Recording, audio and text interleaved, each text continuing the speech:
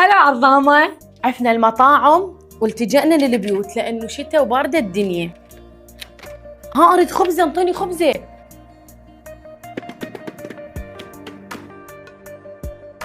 واو،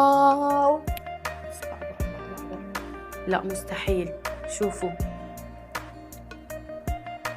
لا شايفين لحمة بطعم الدولمة كلها المونة نازلة عليها على البوتيتة. مو أي واحد يضبط البوتيتة. لا مستحيل، ماكو شي دولمة خطيرة، يعني صدق دولمة بغدادية. هاي دولمة بغدادية من بيت دولمة بغدادية. لا باعوا، بس شوفوا، لا تشوفون ترى مو الكل يحب ياكل، أكثر الناس تحب تاكل السلق، بس باعوا ماكو ذايب منتهي. طبعا دولمة بغدادية صدق عاشت ايدك على الترتيب وعلى النظافة وعلى الأكل اللي يجنن، بس باعوا. حيل معتنية بالأكل، يعني مسويتها من كل قلبها. شوفوا الحشوة، بس شوفوا الحشوة كلها مكسرات. هي طلعت مو بس دولمة بغدادية ومشهورة بالدولمة، شوفوا البرياني يموت. هي الدجاج أنا ما أعرف مسويتها بالفرن لو مقضيته، بس مقسب. كل شوية صينية تدخل مخي، وخرها من يمي خلي أجرب ورق العنب.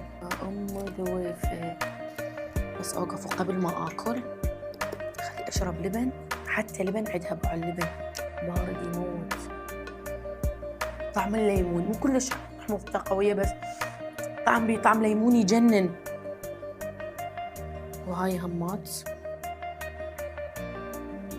احنا الفرق بين ورق عنب والدولمة انه اصلا الدولمة عراقية بحت، بس ورق العنب احنا ما نعرف هو لبناني، سوري، تركي، بس هو طريقته تختلف. ما يكون بيه لحم، والتمن مو التمن العادي، لازم المصري.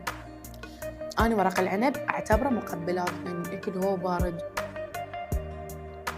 الله، جيت احنا شلون نحط الدولمة جوا لحم ونحط هاي العضود، هم يحطون بوتيته. لا خطير. تعال نجرب الفتات. هاي هيك سناكات مقرمشات، يعني أنا هاي عندي بالنسبة لي انتعاشة مو وجبة. فتة الورق عنب، تعرفون إنه الفتة هي تكون بالبداية ورق عنب، بعدين الصلصة مال اللبن والمعدنوس والمكسرات اللي هو المفروض يكون اللوز، لوز صنوبر يسموه، والعيش